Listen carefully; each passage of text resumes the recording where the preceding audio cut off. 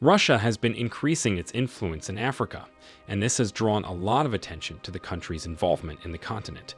This engagement includes strengthening ties in the Central African Republic, the Sahel region, and rekindling Cold War-era partnerships in southern Africa, in addition to traditional regions of interest like North Africa. Russia was a minor participant in Africa until the fall of the Soviet Union, at which point it became a major force again.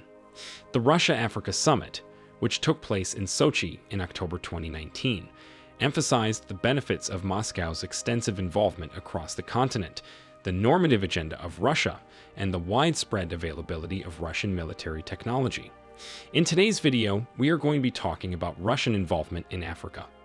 We will also gain a deeper understanding of the dynamics shaping Russia's presence on the continent and its impact on African nations. As part of its approach in Africa, Russia offers mining rights, financial possibilities, diplomatic support for its foreign policy preferences, and security collaborations in exchange for arms sales and political backing to authoritarian authorities. Africa provides a large majority of the votes cast in the General Assembly of the United Nations. Therefore, Russia has found that backing from its African allies has been very crucial in this regard. Russia's military intelligence service is giving governments in Africa a regime survival package that includes military and diplomatic help in exchange for access to strategically valuable natural resources. Moscow is attempting to strengthen and broaden its strategic ties throughout Africa through the rebranded Wagner Group. This is being done by offering lucrative mining concessions in exchange for geopolitical protection and regime security guarantees. The involvement of Russian private military companies is driving conflict, worsening human rights abuses, and spurring a growing militarization of governance. We will be talking more about the rebranded Wagner later in this video, but for now, let's go back in time. Before we delve in, it is worth noting that Vladimir Putin has refuted claims that he is trying to undermine Western influence in Africa, despite recent analysis suggesting that the military intelligence branch of the Kremlin has assumed control of the former Wagner Russian paramilitary group's operations there. In an interview that aired on Russian television on March 13, Putin refuted allegations that Moscow wants to usurp France as the primary ally of nations like Burkina Faso, Niger, and Mali. The Russian Empire pursued several objectives in the continent of Africa during the 19th century scramble for Africa, which saw the widespread colonization of the region by European powers. The first of these objectives was to increase the influence of the Russian Orthodox Church and secure trade access to ports in the Indian Ocean. During the Cold War, this engagement increased as the Soviet Union tried to encircle newly independent African nations. Building ties with socialist or non-aligned nations throughout Africa was a major goal of Soviet foreign policy, aiding regional communist political groups and armed uprisings. The latter involved providing allies fighting the civil wars in Angola and the Democratic Republic of the Congo with arms, advisors, and other support. Moscow also forged a tight relationship that is still in place with the African National Congress, the anti-apartheid party that has ruled South Africa since 1994. Moscow was forced to reduce its aspirations in Africa following the collapse of the Soviet Union in 1991.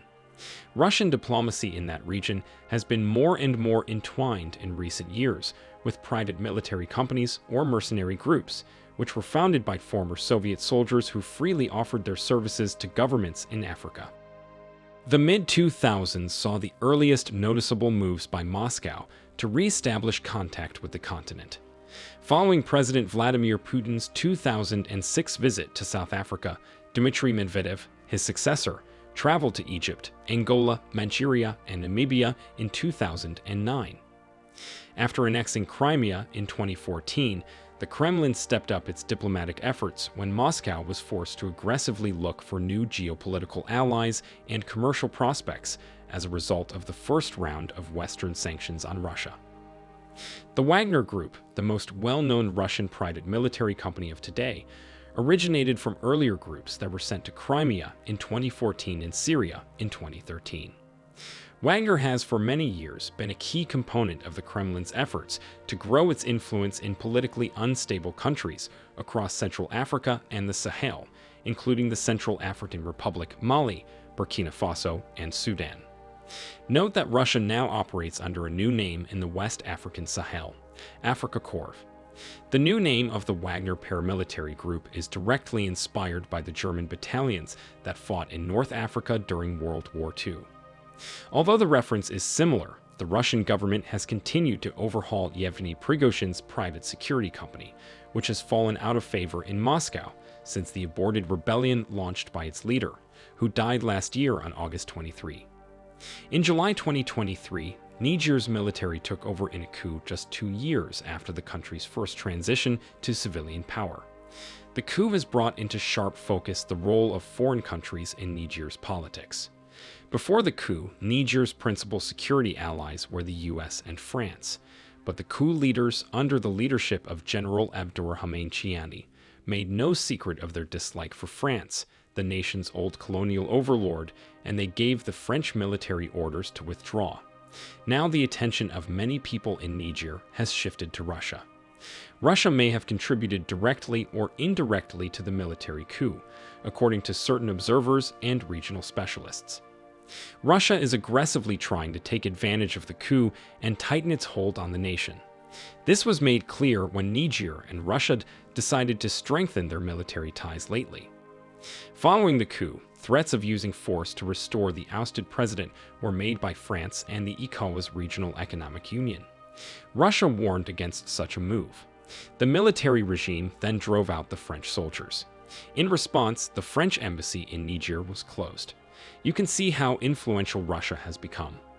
Many expected Burkina Faso to be the next base for Wagner operations in Africa after the country's 2022 military coup and amidst its ongoing fight with jihadists.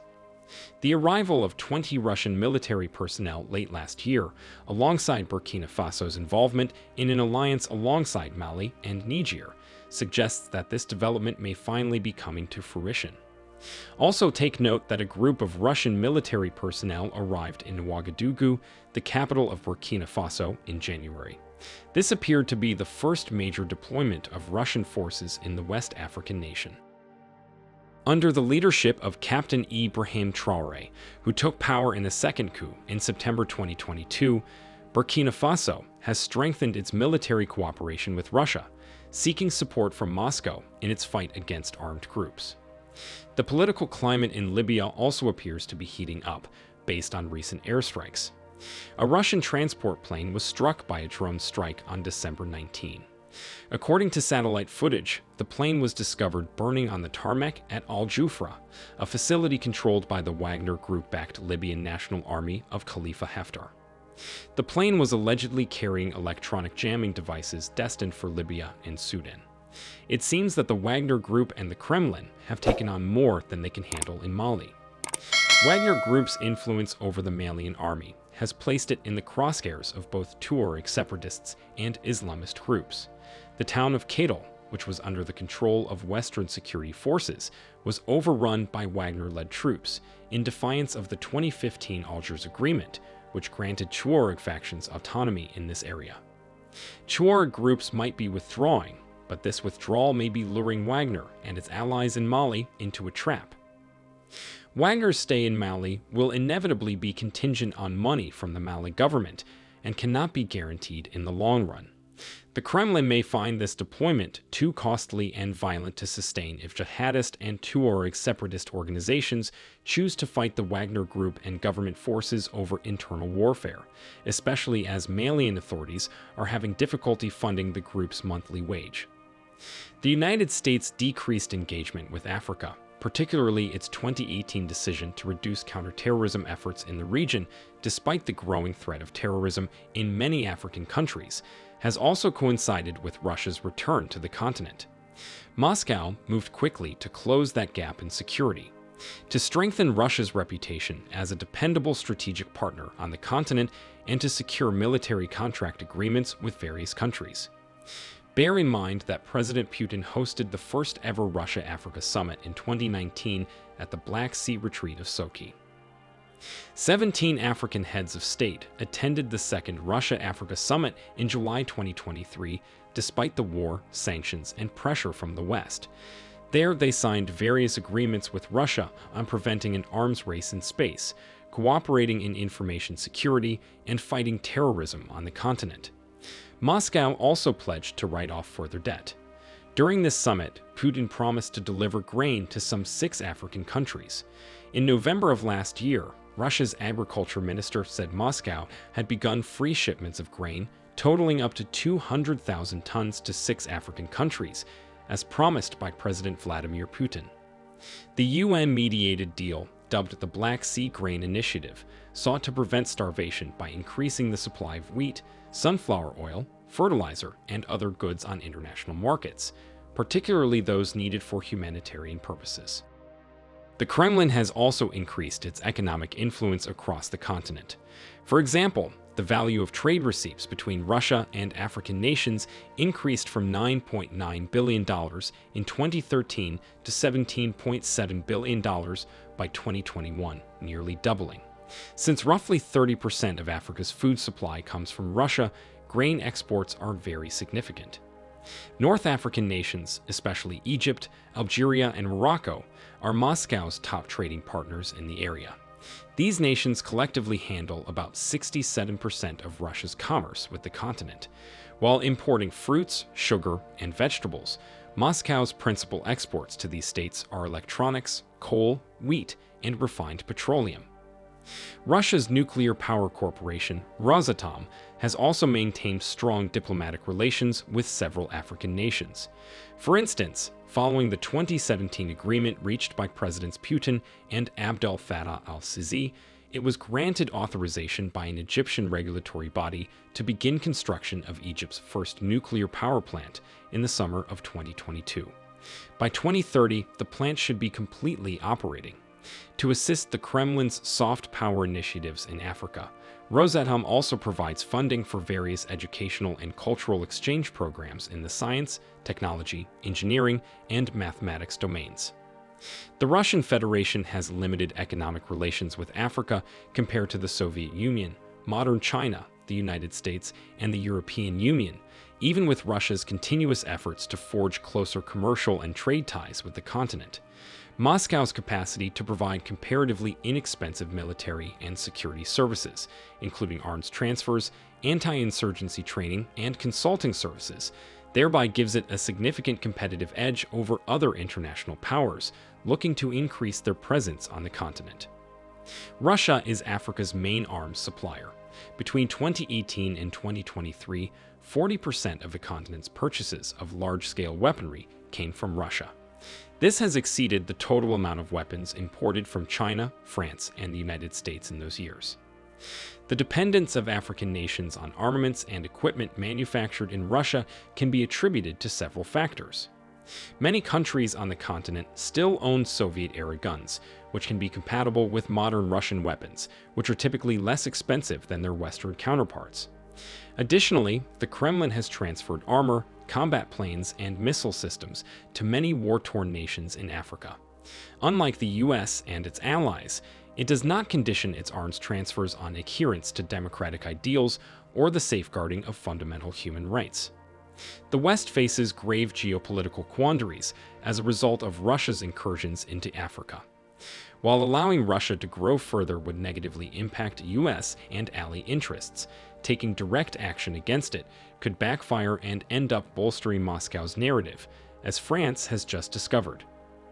On the one hand, given that Africa is the continent with the youngest and fastest growing population, the West cannot afford to do nothing and rely solely on strategic patience. The continent faces formidable challenges that directly affect the security and stability of the entire world. Russia does not give significant aid or capacity building beyond the military security sphere. Therefore, it is both uninterested in and incapable of fostering a sound and sustainable development in Africa.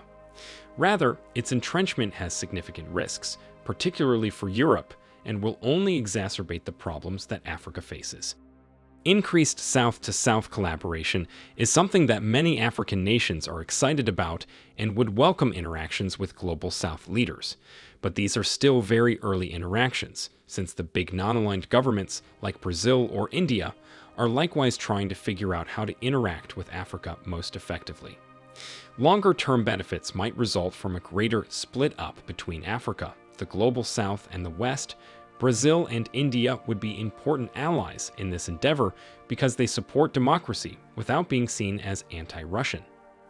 Bear in mind that at the latest UN General Assembly, where Africa is one of the strongest regional blocs, leaders from the continent condemned foreign paternalism. Guinea's transitional president, for instance, said his country was neither pro or anti-Russian, nor pro-US, nor pro-Turkish, but pro-African. Critics believe that Russia's interest in Africa may stem from its aim to challenge Western supremacy, establish new markets, and obtain access to important resources. But it's crucial to understand that every country, including Russia, participates in international affairs to further its objectives and safeguard its interests. Russia's encroachment into Africa reflects the changing nature of international politics, as well as a growing interest in the continent. Even while there are worries about Russia's objectives, African leaders must take the time to find out what Russia is trying to do in Africa. By doing this, they can acquire a deeper comprehension of Russia's involvement in Africa and the consequences it has for African countries, as well as the international community at large. Do you think Wagner is the means to an end in Africa? Let us know your thoughts in the comments below. Do not forget to like this video and subscribe to the New Tourist channel. Turn on notifications too so you get notified whenever we upload videos like this. Thanks for watching and see you in our next video.